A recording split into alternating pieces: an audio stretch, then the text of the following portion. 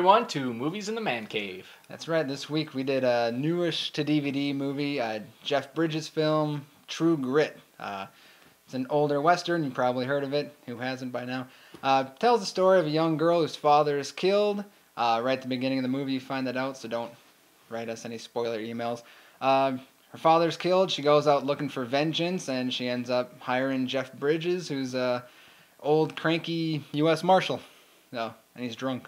Lots of drunkenness. I'd heard a lot about this movie, and it was mostly good things, and it's one of the few that I think that lived up to the hype. Usually when I hear a lot of good things before, so you go, my expectations are too high and it doesn't meet it. But I thought this movie really met expectations. It's so rare that I see a Western that I really enjoy, but this one is already going to go to the top of my list for Westerns. The girl shows up right away, and she got a lot of credit for this performance. I'd never heard of the actress before. Yeah, I don't know. I found it a little unbelievable how well she spoke. Yeah. For a 14-year-old growing up, in the West, Wild West times. So it put me off a little bit right away, but it kind of grew on me. She reminded me a lot of Dorothy. Yep. From The Wizard of Oz. Yep, I thought so too. She had pigtails the whole time, and that might have contributed. Yeah. But just the way she spoke sometimes reminded me a lot of Dorothy. Jeff Bridges' character is... It's weird. I expected him to be like the quiet type the whole time that didn't like this girl, but almost right away he kind of opened up and was telling her stories from his past and about his ex-wives and stuff. So it was a little different play on that hardened character. Like, he was willing to talk and share stories and stuff. Matt Damon plays a Texas Ranger in this, and it was a different role for him. He kind of played kind of an a-hole, didn't he? Yeah, he's kind of a creeper too. Like, normally, he's the hero and he's always seen in a good light, but in this one he was kind of a jerk at times, and like I said, he was kind of creeping on that girl a little bit. A different time, maybe that's how it was. I have no idea. But, and he had a mustache, which is kind creeper of weird. Stash. Yeah, definite. One of the things I liked about this is you get this sense that they're going after this guy who's made out to be pure evil, Josh Brolin's character, but you never even see him until I looked at the time on the DVD player. It was an hour and 20 minutes into the movie before we even an hour and 50-minute long movie. So we don't even meet the villain, and then he was there for 10 minutes of the movie. Yep. So that was kind of an interesting way to do it. The Coen brothers always try to do things a little different, and I thought they did that really well. If I had one complaint, it would probably be the last 15 minutes of the movie.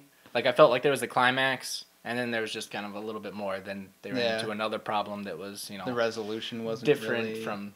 So I liked the climax, but then it was just, they had another problem that they had to get through. I'm sure most of you have seen it by now, but I still won't spoil it. Right. So definitely a good Western. It lives up to the hype that I heard. What do you think? I totally agree. It was, I watched the Oscars this year, which was kind of rare, probably just nothing else on TV. And, I saw Natalie Portman won Best Actress for Black Swan. And I've seen Black Swan, and now I've seen True Grit. And the girl in this movie was up for Best Actress too, which was kind of crazy because she's so young.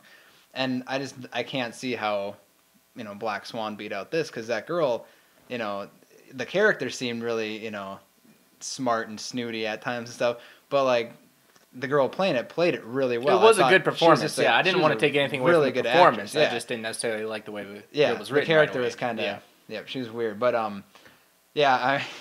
Jeff Bridges in this movie managed to put Jeff Bridges in this movie. I mean, there was one-liners in there that were just out of nowhere. There weren't even... It's not something you would say that would be funny if it was anybody else, but the way he delivers it. Yeah, it's almost like an awkward pause, and then the line that he comes out, and it happens a bunch of times. A big old gunfight, and then there's a silence, and he comes out with, what did he say? Like, that didn't pan out well. Yeah. Just something, just like, you wouldn't even think of that.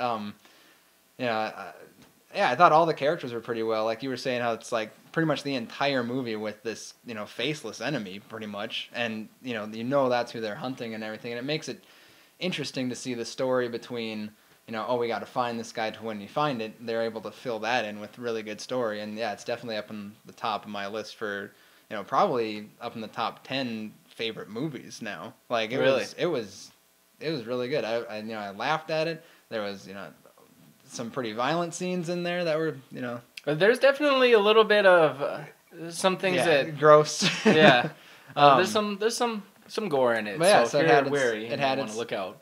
it had its shootouts, it had its action, it had its suspense, it had its creepy factors, and I thought it was all done really, really well. So absolutely, definitely goes up to the top of my list for Western movies.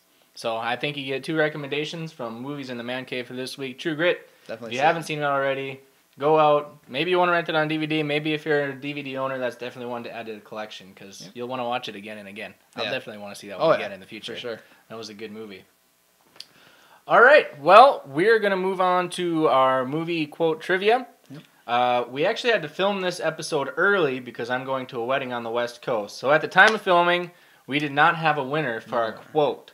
So check Facebook, and hopefully when the winner comes around, we'll get it posted up there. But for now, let's take a look at the clip. This is the Puppet Hospital and Burn Center. It's relatively new. That is, of course, Johnny Depp from Charlie and the Chocolate Factory. Yep. I definitely like the old Willy Wonka movie better, but this one had its moments. It did. It had its good one-liners. Yeah, and the one-liners like that and little, I like the old Oompa Loompas a lot better than the new Oompa Loompas. Very much so. We have a new quote for you this week. Jared, do you want to share this week's quote? I will. This week's quote is, well, I dig your style too, man. Got a whole cowboy thing going on. Kind of ties into our cowboy theme from today. If you know what movie that line is from, go out to our Facebook page, type it in the comments underneath this episode, and we'll try to get your name on the episode next week. Yep.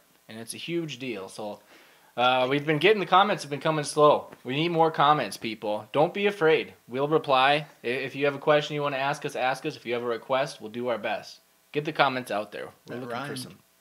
I have no idea. I have no idea. Coming to theaters this week, Jared. What's coming out? I guess we have new Cameron Diaz movie, Bad Teacher. I'm just gonna go out on a limb and say bad movie. I'm not gonna say that this. I'm probably gonna get made fun of for this, but it has Justin Timberlake in it, and I do not like Justin Timberlake, the musician. But Justin Timberlake as a comedic actor. He's one of my favorite SNL hosts of all time. I think he just does great with it. I think he does comedy really well. So, not an NSYNC guy, not a Justin Timberlake guy, but when he's doing comedic acting roles, I really like it. So, I'm not going to write that movie off. It's written off on my book. All right, I've seen like 5 different previews for it. And anyway, what I'm not writing off is the other movie is Cars 2.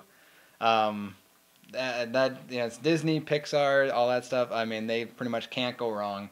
Really enjoyed the first movie. The previews for this one look really sweet. They have Michael Caine in this one. I mean, they got, I believe all the main guys coming back for it and everything, and it looks really good. I thought Cars 1 was okay. It wasn't my favorite animated film of all time for sure. The merchandising they did for that movie, I mean, you see Cars pillowcases and toys and everything, lunchboxes you could ever imagine. Yep. They merchandised that one, so I think that's why they wanted to do it again, make the sequel and make some more cha-ching on it. So I probably will see it eventually, but not my biggest summer feature that I'm looking forward to. That is it for this week. I think that's a wrap, isn't it? I think so. All right. Like I said, make sure you give us some comments, people. We want to hear from you, hear about the show. So make sure you comment out on our Facebook, follow us on Twitter, and we will see you for a mini episode later this week.